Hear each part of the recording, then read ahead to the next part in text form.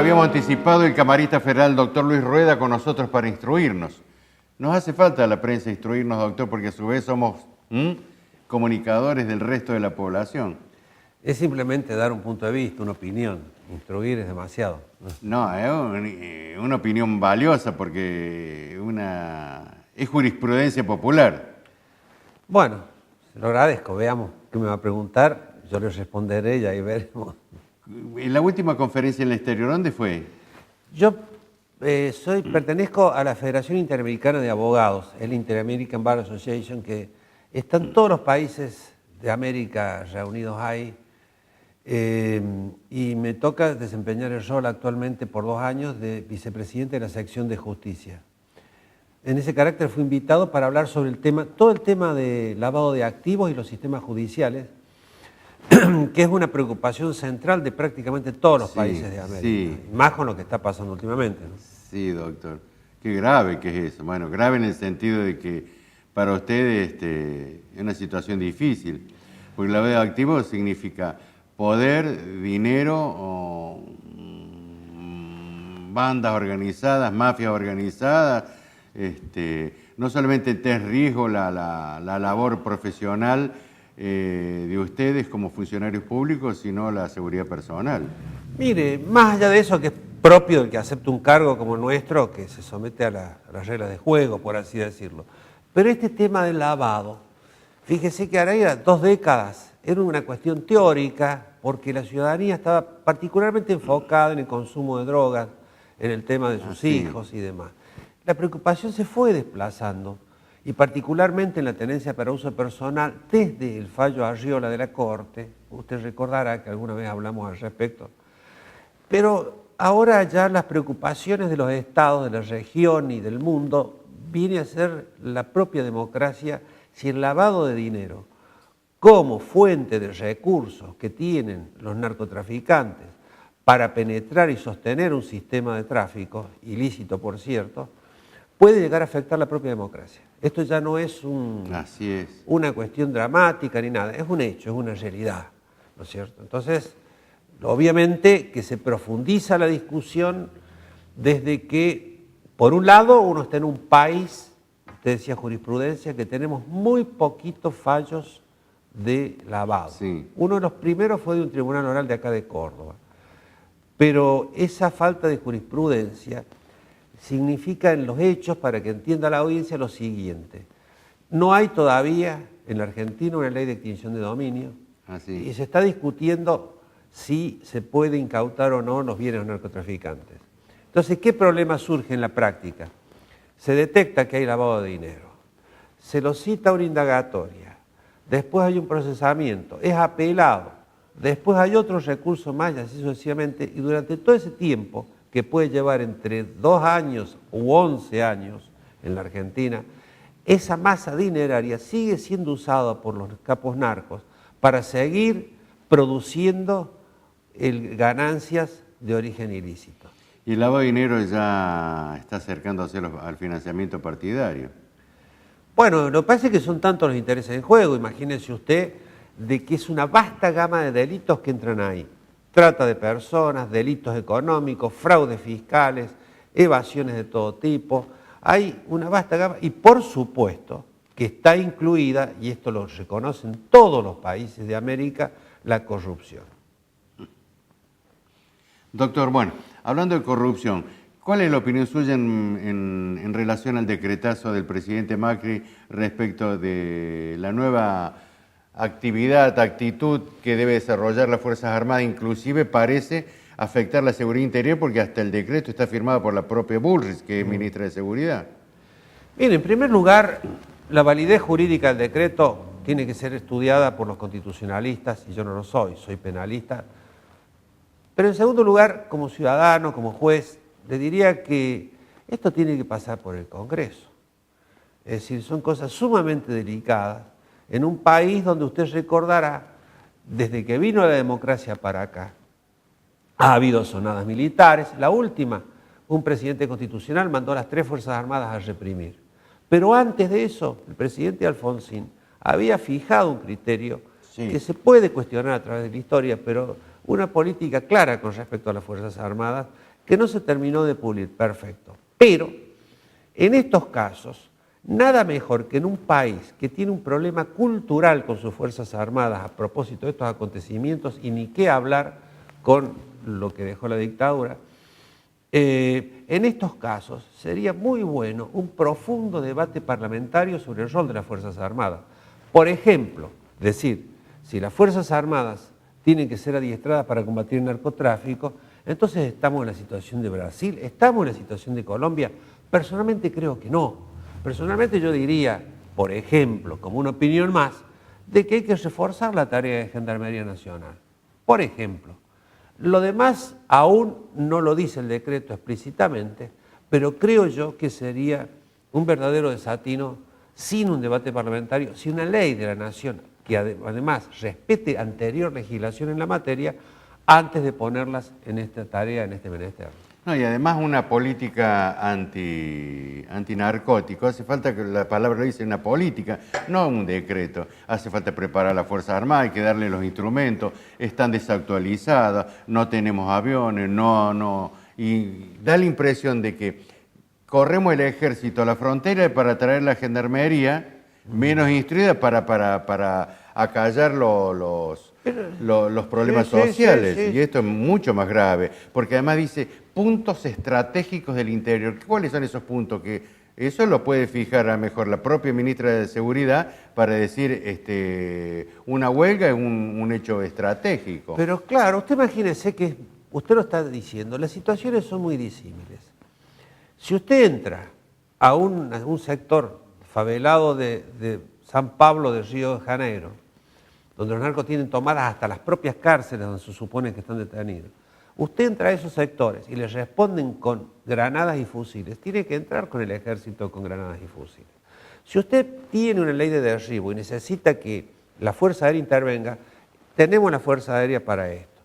Es totalmente distinto a tener una política que a tener una vocación de decisionismo, como parece que ha tenido este presidente, al no consultar, por ejemplo, con el propio partido que lo apoya para llegar.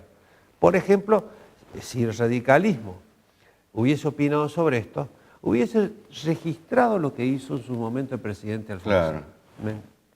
Hay una contradicción respecto a Alfonsín, la ley de inteligencia, seguridad interior. Pero evidente, porque la ley que prohíbe justamente es del gobierno del doctor Alfonsín, la ley que impide a las Fuerzas Armadas intervenir en conflictos internos. Y ni qué hablar en este aspecto, en esta situación social de hoy,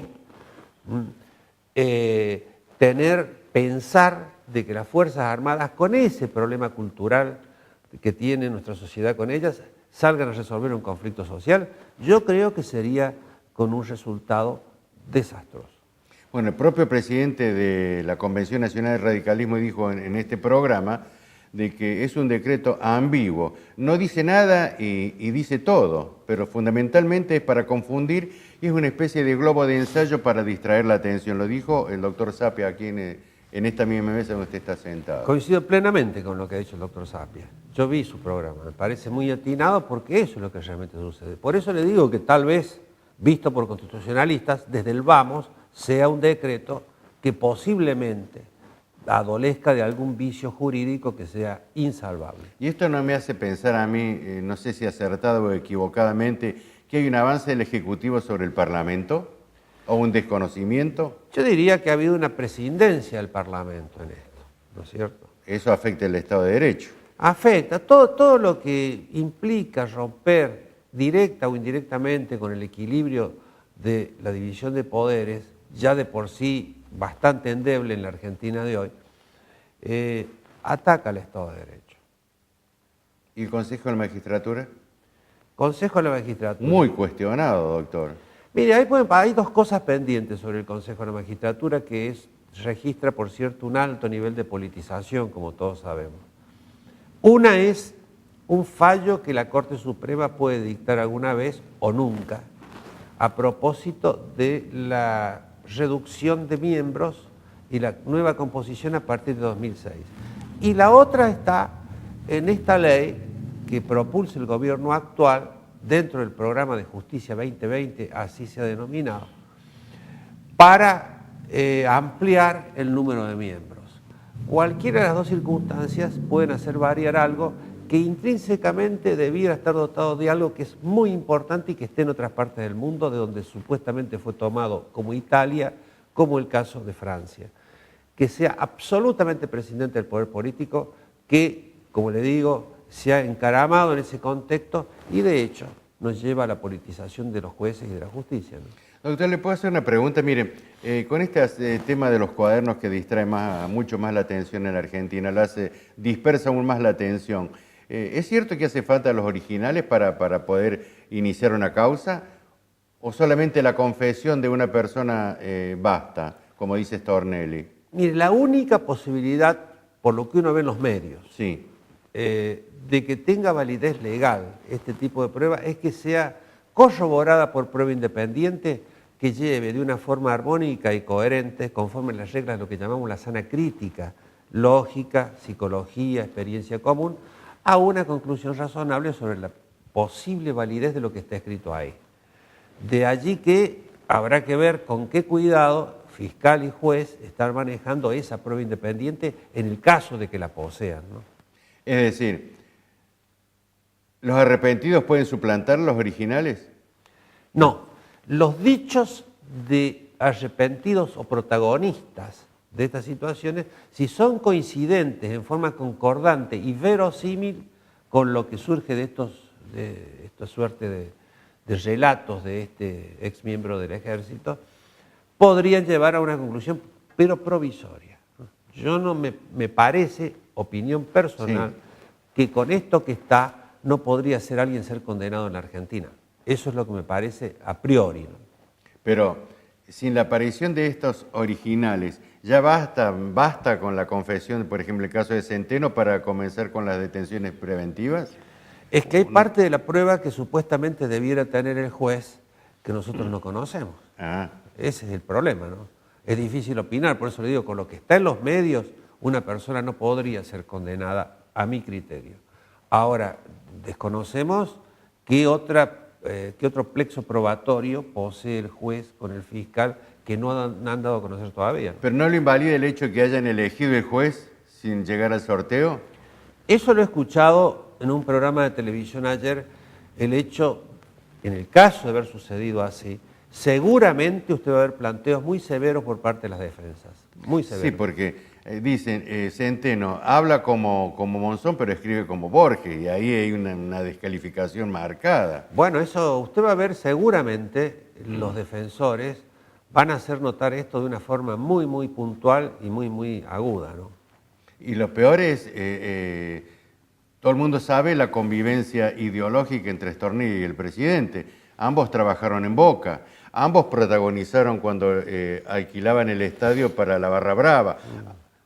Stornelli defendió a la Barra Brava de Boca, que asesina, que mata, y esto es un condicionamiento severo para él como fiscal. Eso puede ser materia de los argumentos para una eventual recusación por parte de los... De todas maneras, yo lo que creo como ciudadano es que, por lo que hoy está en los medios, si un primo del presidente está en estas conductas ilícitas, tiene que ser juzgado con la misma vara que aquel que no es primo del presidente. Tenemos que empezar a pensar en una justicia posible, que hasta ahora, a la luz de lo que la gente cree de la justicia y que en gran medida tiene razón, esto no está ocurriendo. Por eso estaría bueno de que no haya hijos y entenados, como se dice vulgarmente, en situaciones como esta, que se trata ni más ni menos de temas de corrupción. Doctor, ¿afecta la independencia económica del país cuando uno tiene una marcada dependencia por acuerdo de partes con el Fondo Monetario y una entidad internacional? Bueno, la verdad que tendría que responderlo un economista, ¿no? Pero como los ciudadanos estamos... Y los Yo digo porque todo tipo de deuda debe ser tomada, autorizada y fiscalizada por el Parlamento, y en este caso no hubo ningún tipo de intervención. He escuchado esa opinión de importantes economistas, ¿no?, que han observado estas circunstancias. De todas maneras, nosotros, los que ya no somos tan jóvenes y tampoco somos viejos, estamos un poco prevenidos con respecto al Fondo Monetario, en el sentido de que nada es gratuito en este tipo de situaciones. Lo hemos vivido, usted lo ha visto, lo hemos visto anteriormente. De todas maneras, es una circunstancia que tiene ribetes económicos donde hasta la actualidad, por lo que he escuchado de especialistas, no sabemos cuánto dinero nos van a dar, por ejemplo. Doctor, se agrava el problema de ustedes como jueces, porque cada vez se está judicializando más la vida política, social y económica de la Argentina, especialmente la social, porque están dolarizados nuestros servicios y estamos especificados los salarios, hay una dicotomía muy severa y todos terminan en los despachos de ustedes. Es muy difícil la tarea de los Mire, jueces. es bueno lo que usted apunta, porque esto nos pone en una situación complicada, a mi modo de ver, en dos sentidos. Primero es de que nosotros sería necio Va a tener que resolver sobre cuestiones políticas y económicas, claro, pero le muy quería decir, severo. nosotros estamos en una situación, desde el punto de vista económico, más que favorecida, ¿no es cierto?, por los últimos años. Me refiero concretamente al tema de salarios, porque por voluntad de otras personas están exentos de un impuesto que paga todo el mundo, que es el impuesto a las ganancias.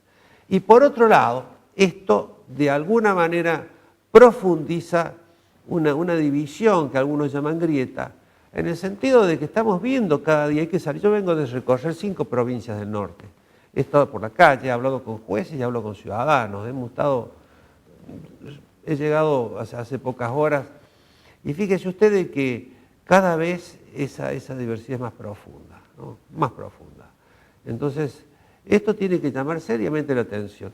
Hoy, y desde el punto de vista de los jueces, yo creo que tener esos discursos altisonantes a propósito de la independencia y demás no ayudan para nada. Lo más importante, antes de resolver estas cuestiones tan sensibles desde el punto de vista social, es que verifiquemos la realidad, como decía el hoy proscripto jurista que fue ministro de la Corte. De todas maneras, hay que estar muy atento.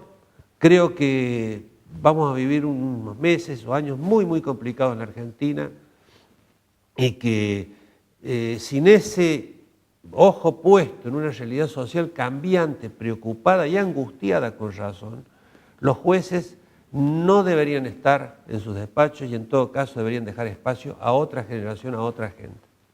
Doctor, la próxima semana voy a dar una clase sobre lavado.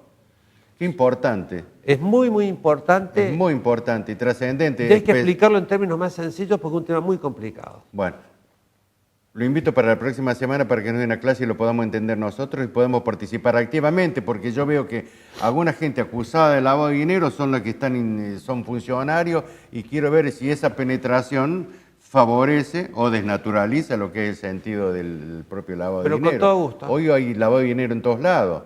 Se acusa a los gremialistas de lavado de dinero, y se acusa a todos los sectores, y realmente no hay una política definida en materia de jurisprudencia que nos permita a nosotros poder también participar de esta discusión de carácter público. Le dije, estamos huérfanos de jurisprudencia en ese sentido. La semana que viene Con todo lo gusto. espero.